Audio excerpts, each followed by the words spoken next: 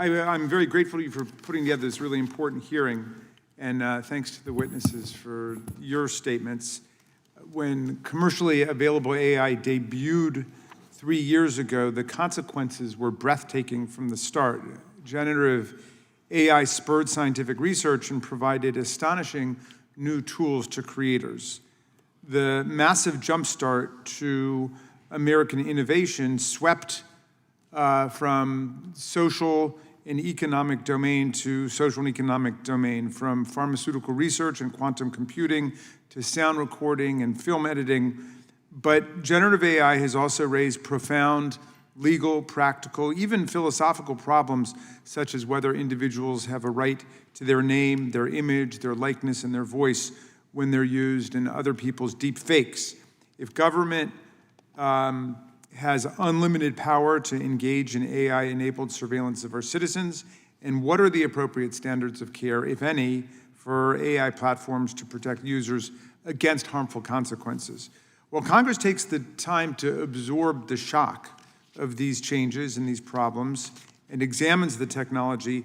The states have already begun to enact the first regulations on AI. We often talk about creation of rules for the road when crafting legislation to govern new technology, but I think this way of talking about consumer safety and technological ethics suggests that a road without speed limits would get us to where we're going faster. For generative AI, it's not about creating speed and safety laws and building highway guardrails, but rather building a road system in the first place. Some of my colleagues would argue that the construction of local roads is unnecessary. They say that without broad preemption, without clearing the field of all state-based legal encumbrances, AI companies and fledgling startups will have trouble complying with state laws and will be put to a disadvantage and then wither on the vine.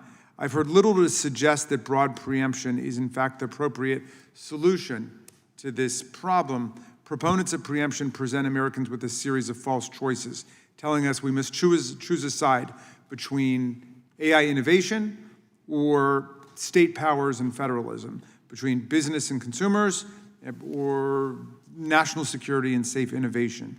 In 1816, Jefferson wrote, "Laws and institutions must go hand in hand with the progress of the human mind. As that becomes more developed, more enlightened, as new discoveries are made, new truths discovered, and manners and opinions change, with the change of circumstances, institutions must advance also to keep pace with the times."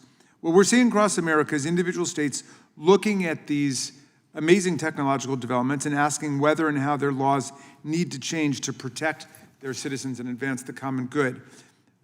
Today, you might think that the issue has some kind of necessary partisan valence to it, Republicans on one side, Democrats on the other, but opposition to an AI moratorium, I think, is broad and bipartisan. In fact, when some of my Republican colleagues tried to pass a moratorium through our last spending bill, attorneys general from across the states, red, white, and blue, sent a letter to Congress saying, please don't do this to our state laws.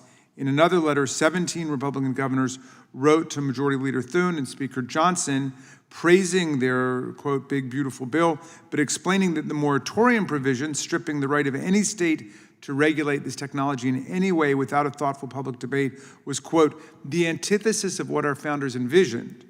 I surely disagree with these governors on many things, but I think that they are right and should indeed be free to create what they call, quote, smart regulations of the AI industry that simultaneously protect consumers while also encouraging this ever-developing and critical sector. In a statement submitted for this hearing, AI startup Bria wrote that a moratorium on state laws would create a giant vacuum and strip away the rules needed to, quote, raise capital, foreign partnerships, and build safely in order to win consumer trust.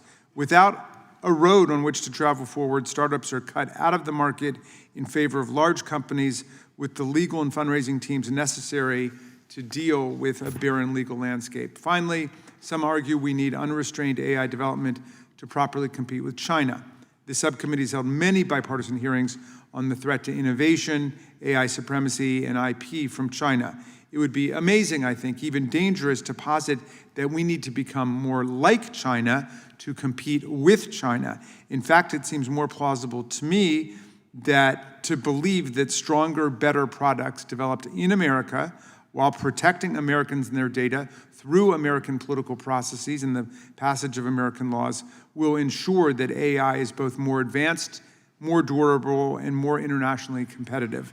Protecting American innovation, investing in American research, developing American laws to deal with problems like deep fakes, political deep fakes, discrimination through AI and so on, and investing in our workforce, I believe, is the right way to win the so-called AI arms race. American safety is not at odds with AI innovation. That should be the baseline for any conversation we have about the best way moving forward. And I very much look forward to this conversation and I've already learned a lot from it. Yield back to you, Mr. Chairman.